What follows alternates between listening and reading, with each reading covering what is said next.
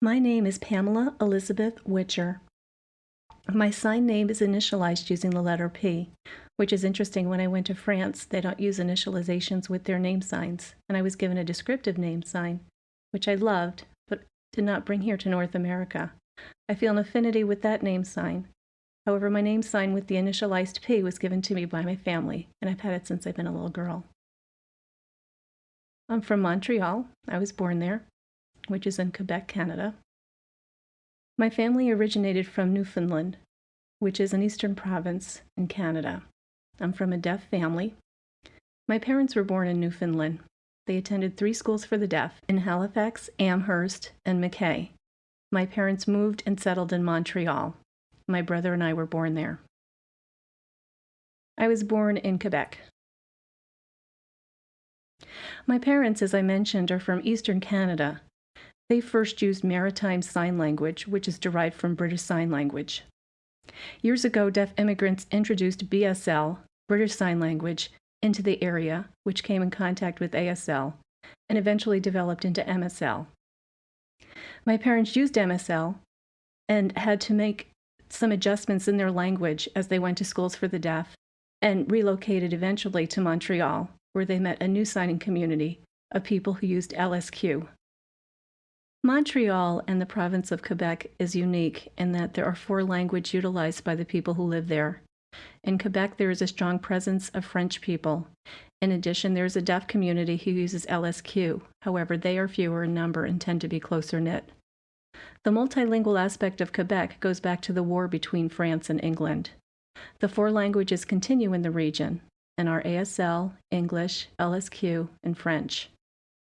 My own signing background is unique because my parents used MSL and ASL in our home. At school, we used C and PSE. I had a neighbor who used LSQ. My family are Jehovah's Witnesses, and that religion used LSQ as well. I didn't actually use LSQ until I was much older, but it was in my environment.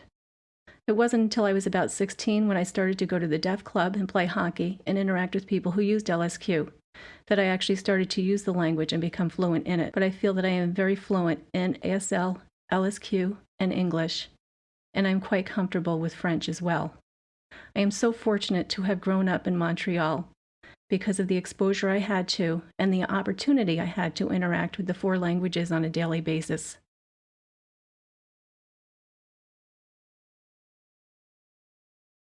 The Mackay Center was the school for the deaf that I attended.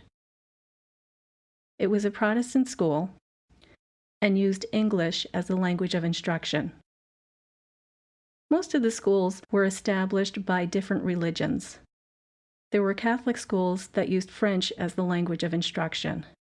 There were some English families who were Catholic, but they would send their children to the Catholic schools because they chose the school based on the religious affiliation rather than the language of instruction. I went to the same school as my parents. The Mackay School used to be a large multi-story building. It was rebuilt to accommodate and provide access for people in wheelchairs. It's become more of a rehab center. The deaf schools are dwindling in enrollment due to mainstreaming. I went to the Mackay Center. They use C, PSE, the oral method, and ASL. And I was there until about the age of 13 when my parents, my mom, less my dad because he worked. But my mom felt the education was not on par with the mainstream programs. My mom thought I would have a better future and wanted me to progress and be on grade with my peers. Other parents of deaf students at Mackay felt the same way. So as a group, we were mainstreamed. Interpreters and tutors from the Mackay Center worked with us in the mainstream environment. They weren't certified interpreters. They were more like tutors that also helped out by interpreting. I was mainstream throughout high school, and then I attended Dawson College for 2 years. When I was in high school, I went to West Hill High School, which closed after my 3rd year. Then I went to Wager High School. When I was first in a predominantly hearing educational environment, it was a welcome challenge. My motivation for school took off. I was able to meet with and interact with many people. I was very eager. It really broadened my horizons. In 1998, I received a bachelor's in social work from McGill University. After that, I worked in the deaf community. I did psycholinguistics research. I interpreted between ASL and LSQ. I also did translation work between written English and ASL.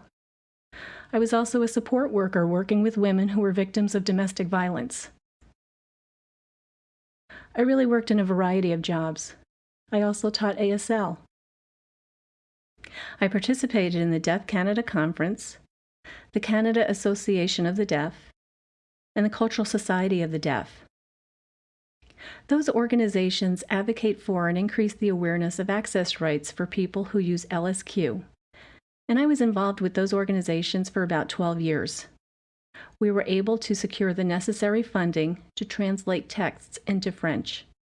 Canada now recognizes LSQ and ASL. I traveled across Canada and participated in many conferences and meetings.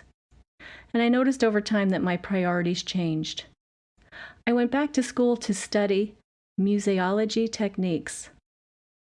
I'm studying at a French college, and the term in French is Techniques de Muséologie. I cannot find an equivalent English translation for the field of study.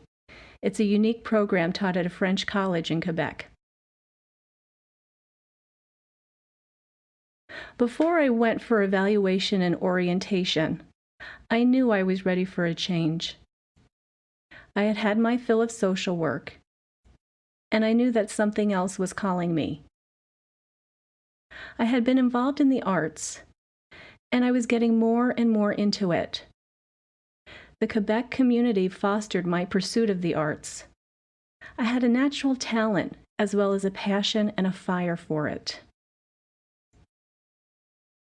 The deaf community, my deaf family, the deaf relations, and friends, they were all draining me, and I realized that social work was not for me. When I went for the orientation, the evaluation showed for sure that social work was not for me. It said that I had a 1% chance of excelling in social work. At the time I chose it, it seemed right. I have no regrets. But something inside of me realized something had to change. I've always loved museums and art and history. I'm an activist as well. In the field of social work at schools for the deaf, often I was not able to express that side of myself because activist views are in conflict with their missions. They're too political, and I felt limited. I was trying to figure out how I could express the female deaf experience and inform society of it. That felt like a strong calling for me. The museology course of study looked like a good fit because of the museum aspect, as well as the technological aspect that incorporates the manual component. 2 years ago, I decided to go back to school. I have some study left, and while doing that, I am doing my art as well.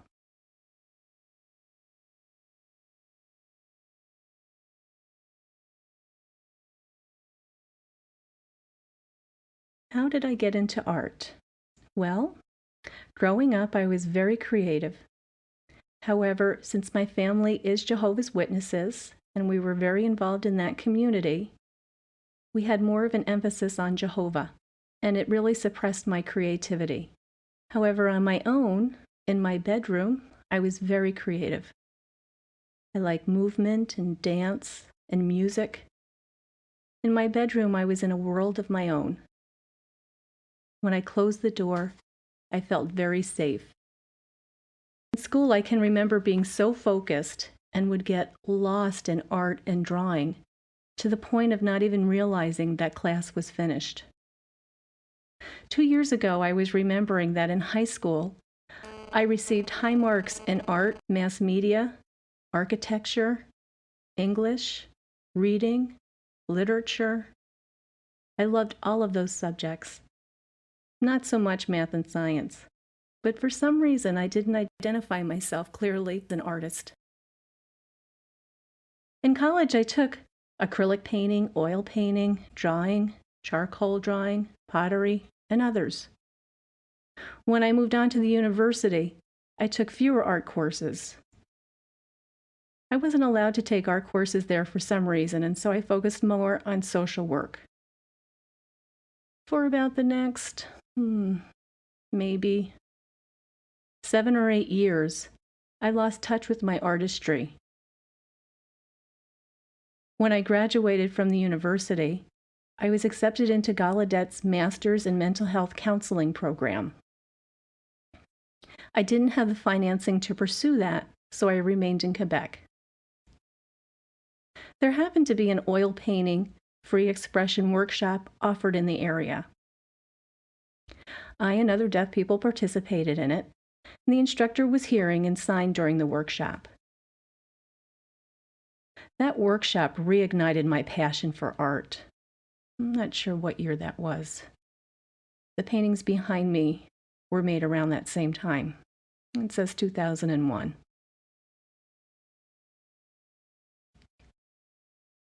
That fire was reignited with that workshop. And for the next 2 years, I took workshops on a variety of art topics.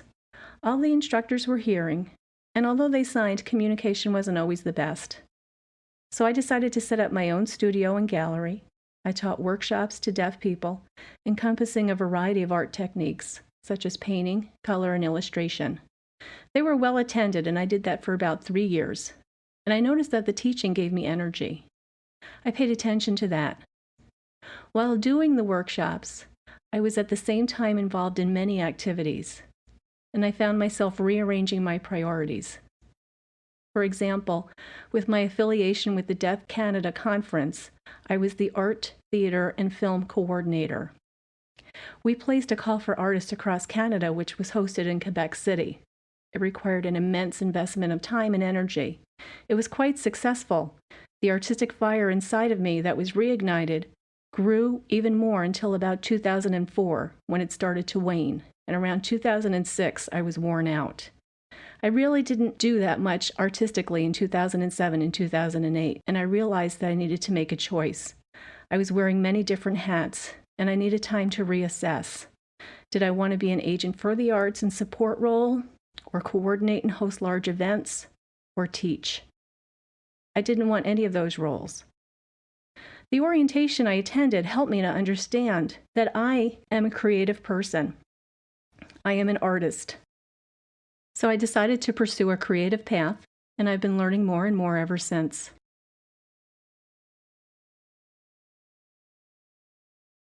I am a self-taught artist.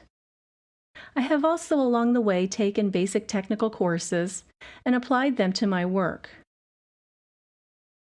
I took a private mixed media course from a hearing instructor. The communication was unbearable, and so I gave up. But the techniques were extremely interesting. I enjoyed experimenting with them in my work. Experimentation led me to many discoveries. Now I've changed directions somewhat. More and more I'm involved in realistic art and environmental art utilizing latex paint. I experiment with buckets of latex paint. I did edit a film. Well, I got into film a while back. I used to present in sign language on the topics of social work and research in psycholinguistics and developmental tools. In that process, I needed to learn how to use computer editing software and equipment, and I developed a skill for it. At that time, I didn't consider it as an expression of art, but as a technology that I used in conjunction with my work. I didn't publicly exhibit film in the artistic sense until recently.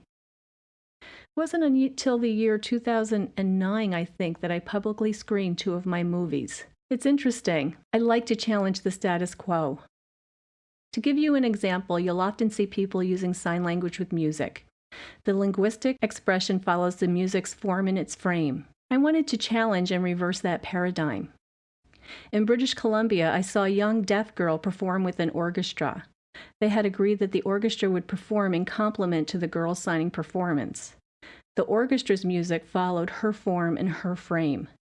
When I saw that performance, I had goosebumps, and I knew that I wanted to incorporate that kind of shift in my work. I thought about it and I made 2 films. I thoroughly enjoyed the process and I look forward to what's next. Now I feel that my artistry has expanded. I like photography, film, writing, performing, free expression. I like painting and illustrating. I'm a polyglot in the arts, but I have to decide how. I can't be all over the map and know that technology is continuing to develop in one field or another. I love it all. It's just deciding where to focus, which is the challenge for me. I'd like to integrate all of these loves of mine, but I don't know how I'll do it. But the process is coming to me. I'd like to say that I'm honored to exhibit my work here. I'd like to thank a few people. My thanks to Patty Durr for planting the idea in Bob Baker, Robert Baker's head. I'd also like to thank the Deaf Cultural Center in Canada, Anita Small as well, for sharing my name. I'd like to thank the deaf people in Quebec for their continued support over the years. 85 to 90% of this exhibit is on loan. Over the last decade, I have sold most of my work. This exhibit would not be possible without the generosity of those patrons who loan their paintings for the exhibit. Thank you to those individuals. This exhibit gives me a chance to see the whole of my work and to see how much I've changed. I feel honored.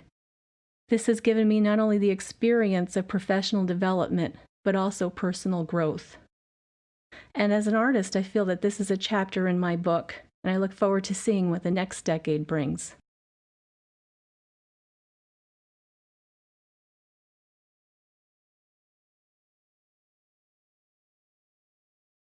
There are many artists that I love their work. There are hearing artists who are non-Devia, and then there are deaf artists, some of whom are Devia in style and some of whom are not. When I started as an artist, when I was very young, there's a woman in Montreal, Quebec.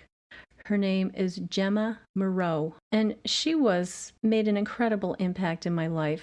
She was a mentor for me. I was very naive at the time, maybe 25, 26, 27 years old. I was new to the art world, and she made such an impact on me. She said that I needed to express my identity through my art. And I knew that she was right. She went through the history of art, from the cave paintings through photography to contemporary art. And she always encouraged me to express who I was within my art. Her style is reflective of the Devia movement, although I'm sure she's never heard of that and wouldn't consider herself a Devia artist. I asked her if she would want to exhibit her work, but she considered herself a teacher and felt that that was in conflict. So she's not a famous artist, but she made a tremendous impact on me. I love Susan Duper. I love Frida. Well, let me talk about the non-Devia artists. I love Frida, Chagall, and Klimt. They all used symbolism within their work. There was a lot of movement. The female figure was prominent. When I started painting, and still today, you see the female figure within my work. And that's something I have to think about. Because when I was younger, I was definitely more of a feminist. But I feel I've mellowed in that, and yet still in the background or in the foreground, you see women within my work.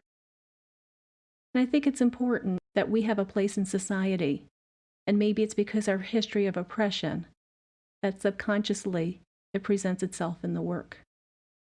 So yes, I think it's the female form being in the foreground of their work, as opposed to the background. Klimt and Chagall also used a warm color palette all the way to the cool colors, to the blues and the purples. For the Devia artists, I really have a tremendous respect for each and every one of them.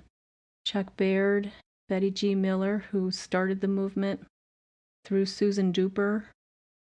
There was a Russian artist that I met at Deaf Way 2. His name was Yuri Cheveka. I'm not sure what his last name was. He was very fascinating. I could name everyone. The RIT Deaf Artist site that Patty Durr set up is magnificent. It showcases so much wonderful deaf work. And for me to choose one is almost impossible. There are so many hearing artists, it's easier for me to narrow down the 2 or 3 that I would consider my favorite. But with the deaf artists, I can identify with all of their work, and it really is impossible for me to choose one favorite deaf artist.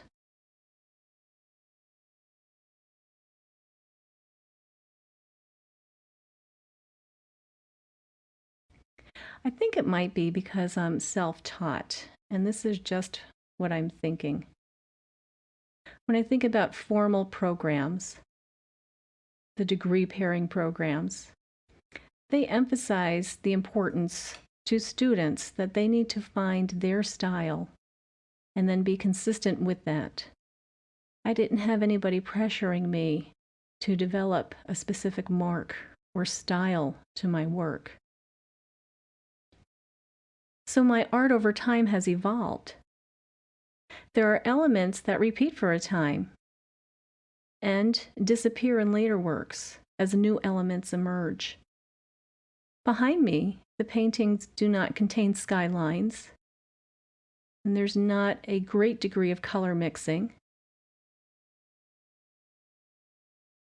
My older works tend to incorporate a lot of swirls and swirling effects, which you don't see in my contemporary works. By contrast, I never used a lot of people within my paintings, and around 2004, I started to utilize people and the human form. And I continue to use human figures now, and I use building forms as well. So I'll tend to keep those elements that I identify with, that express my experience. I hold on to them and continue to utilize them within my work. And as time goes on, my work evolves. More recently, I've become interested in incorporating labyrinths and anchors in my work. That's new. I recently got this tattoo. Well, it was about 4 years ago. I got it to feel grounded, and it relates to my Eastern Canadian heritage as well. In addition, you can raise your anchor, and a boat can sail freely on the water. Or you could drop your anchor and become more grounded, which reminds me that sometimes it's important for me to stay at my home base, whereas other times I want to wander off freely. And this shows up in my paintings. Let me see. I'm not sure when anchors started to appear in my work. I did design a website in which I utilized a labyrinth, and so that image will start appearing in more of my contemporary pieces. Well, my goals for the future are that I hope it's possible. Well, sometimes it's not easy to be a full-time artist because of the financial constraints. The deaf community is small. I'm now trying to make connections and open doors in the hearing world. It's incredibly difficult.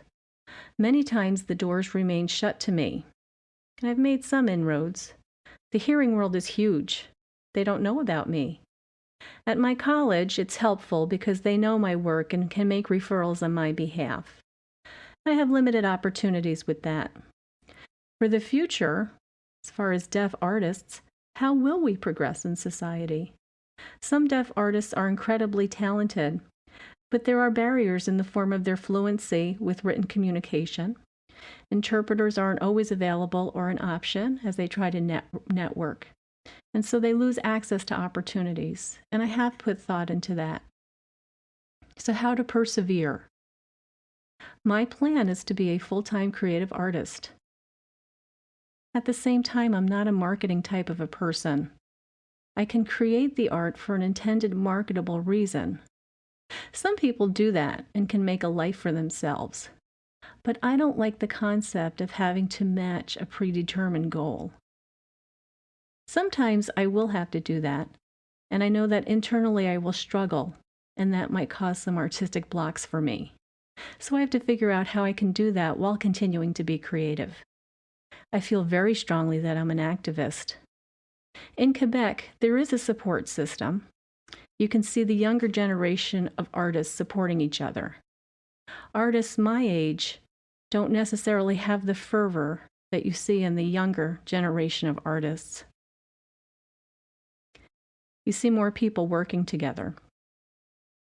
Also, internationally or nationally, there are opportunities to push for societal change and paradigm shift through activist art. I'm an activist, and I'm proud of who I am. That's one thing. So what I'm talking about really hasn't taken center stage, but I look forward to seeing that happen.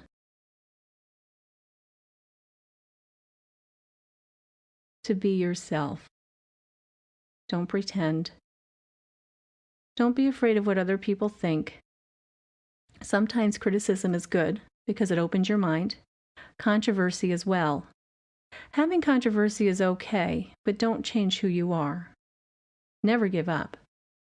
And if you have a passion or a fire for something, do it. But if you're thinking about money and making money because of that, that's a different story. Passion and money may converge, or they may operate in the parallel, in which case you need to pursue your passion but earn your money in a different way. Most importantly, be yourself and follow your passion, because if you do, you will get recognition. And if you feel like you have a passion and a fire, do that and don't pretend.